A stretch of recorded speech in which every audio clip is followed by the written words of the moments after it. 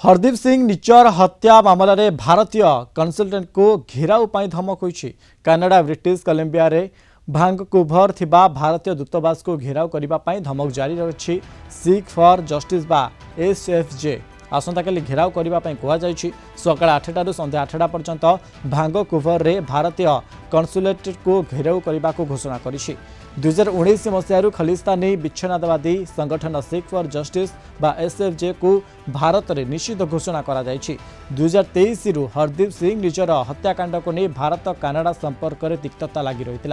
एवं दुई देश मध्य संपर्क सुधरुवा बेले एसएफजे भारतीय कन्सुलेट को घेराव पाई धमक देइछि। 2023 मसीह सेप्टेम्बर 18 तारिख में भारतीय एजेंट माने निजर हत्या जड़ित थिबा कनाडा प्रधानमंत्री जस्टिन ट्रुडो पार्लियामेंट रे कहिथिले। एहा परे दुई देश राष्ट्रदूत बहिष्कार करथिले। एपरिक भारत कनाडा नागरिकों पाई भिसा सेवा मध्य स्थगित करथिला। भारतीय कन्सल्टेंट माने कनाडा रे खालिस्तानी रेफरेंडम उपरे चर्चा को टार्गेट करुवा गुप्तचर केन्द्र भावे काम करुवा एसएफजे अभियोग करि आसुछि। साधारण निर्वाचन पर भारत कनाडा संपर्क में सुधार आसी। दिनेश पट्टनायक कनाडार हाई कमिशनर भाव नियुक्त होती। नुआ हाई कमिशनर मुहरे क्रॉस हेयर सह पोस्टर मध्य जारी करिछि। एबडे एई नै भारतर विदेश मंत्रालय पक्षरु कौनसी प्रतिक्रिया मिल पारि नाही।